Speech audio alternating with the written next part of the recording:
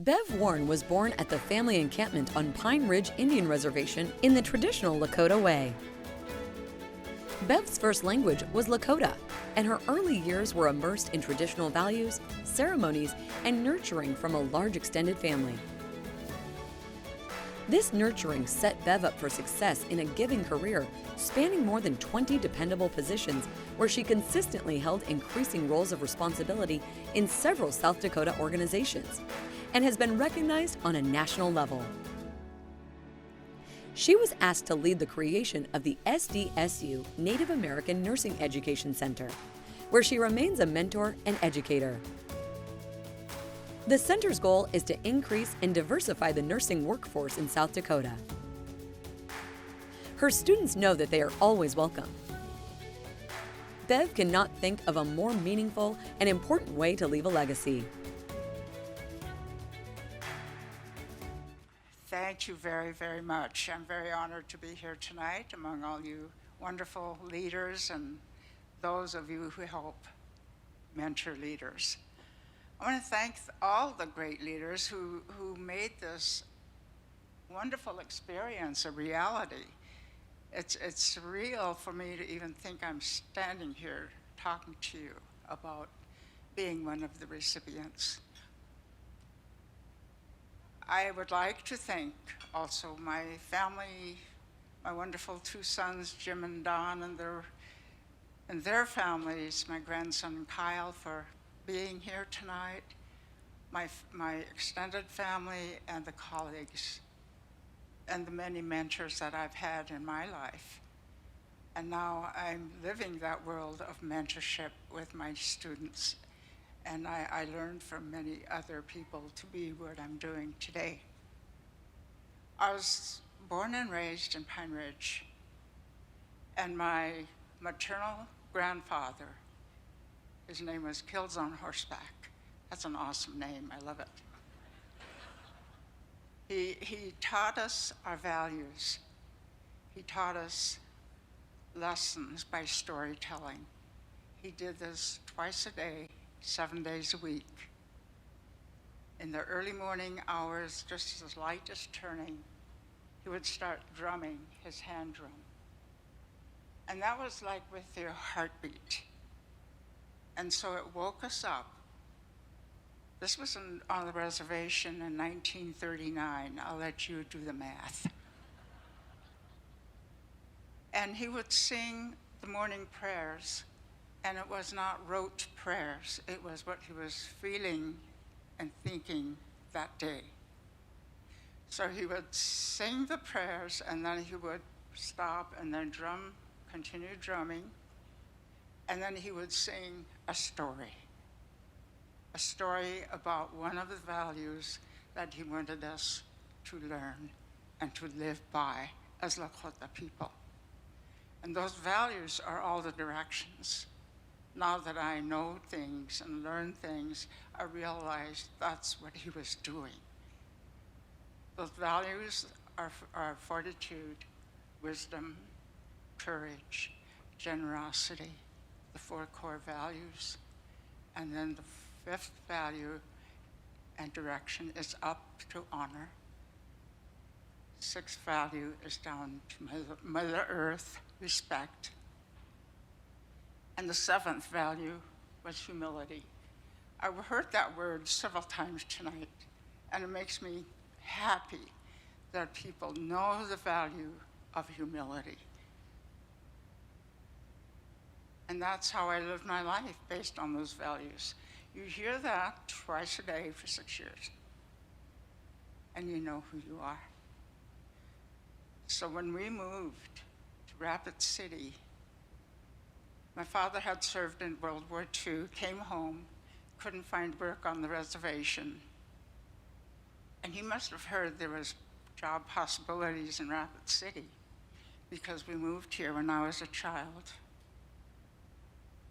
And it was, they also must have heard that they wouldn't rent to us. So they brought tents. So we pitched our tents along Rapid Creek, where we're in the area where Faunas Park is today. And so historically in the Lakota history, that's where we always camped, back in the days of when we lived in teepees. And so we lived there as a child and children. We did not feel marginalized because we had each other in that camp. We were all Dakota, and it was like a village where if you were playing and it was late in the evening, people would tell you to go home. And so I was still feeling very good about who I am. And then till that first day when I went to Rapid City for the first time with my father. He was holding my hand. I don't know, I must have been 8 or 9. I knew how to read. So we were walking, I was excited because of the lights, and that it was different from what I was raised with. And as we got on the sidewalk and watched the store lights, I was reading some of the signs, and the one that startled me was in a retail store window that said, "No Indians allowed." I stopped short. I knew what that meant. And I looked at my father and I said, "Takwe." He said, "Because they don't know us." And I would venture to say the majority of people still don't know us. So we need to do something about that as a collective of people here tonight who obviously care about the fellow human beings. We need to learn about each other and appreciate each other. So that's my spiel. I don't want to get too serious, but I do want to say that to the people in this room. But I'm a nurse. I graduated in 1962 in Rapid City at the St. John's School of Nursing. And the people who nominated me for this was my classmates of 1962. And 2 of them are here tonight, Marlene and Carol. Please stand up.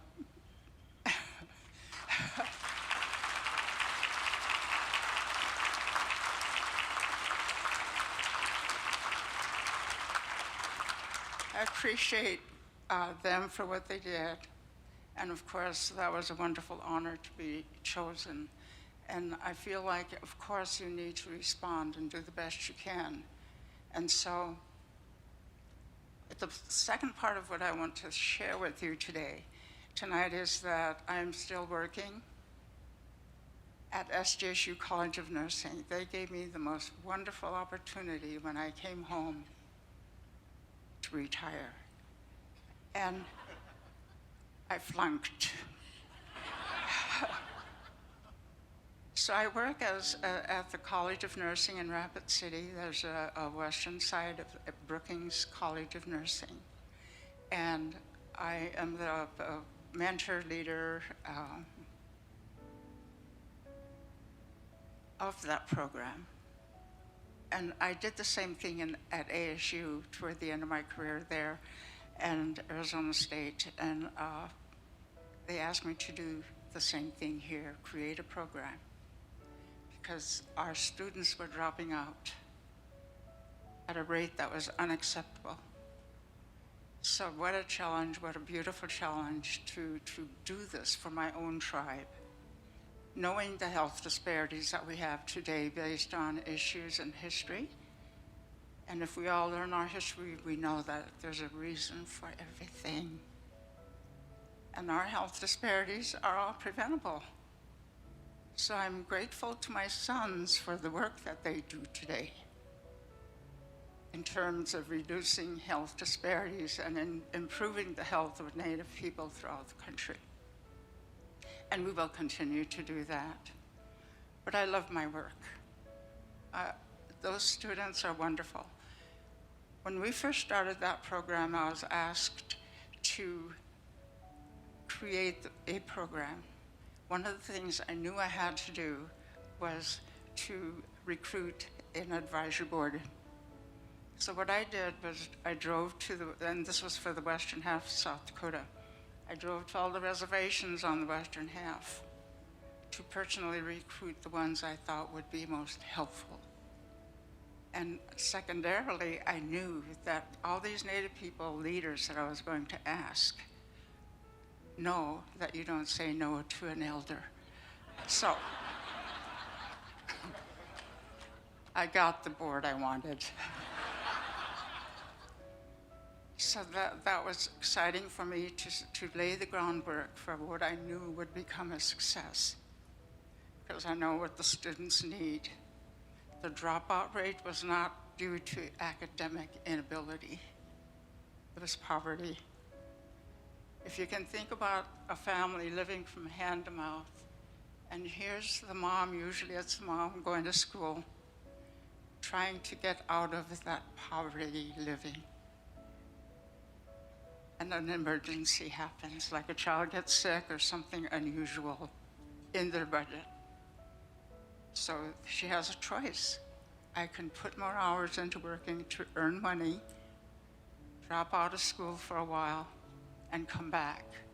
And they did that because families first.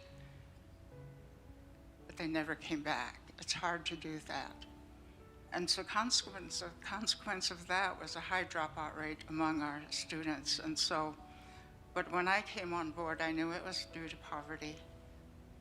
And one of the things that I did immediately was to set up a fund for emergency gas and food. A student came to me on a Friday about 4:30 and she said, Bev, I didn't know who to ask, and you're the last person I'm asking. I said, okay, what? She said, I don't have food for the weekend. Of course, I gave her my money, and she said, I don't want to take yours, and I lied to her. I said, it belongs to SDSU. So she took it. And then after that, I spoke very, very truthfully to a group of our faculty that when a student is at the biological level of thinking, if you think of Maslow's hierarchy of needs, when you have biological needs of hunger, shelter, safety, you can't study concepts. It's as simple as that. So of course they let me do it, because I was told I wasn't supposed to give out cash to students, and I said, well, I'm going to do it. If I see a student that's hungry, I'm going to give them something.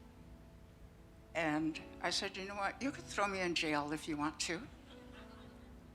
I said, I will continue to do it because I know the need is there. And so they said, no, we wouldn't do that. I said, actually, it would be a good idea to get publicity for this program.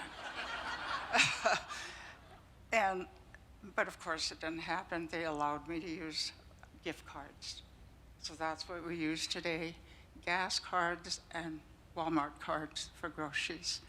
So that's the type of thing that you have to do to make a difference, I think. And so many of the inductees tonight talked about what they did with bravery. And we all have to do that. I always take the opportunity when I'm talking to a group of people, like some of our inductees did today, do something. Whatever it is in that slice, in that pie of giving and doing, just take a sliver of it and do what you can every day. So I think I'm over time.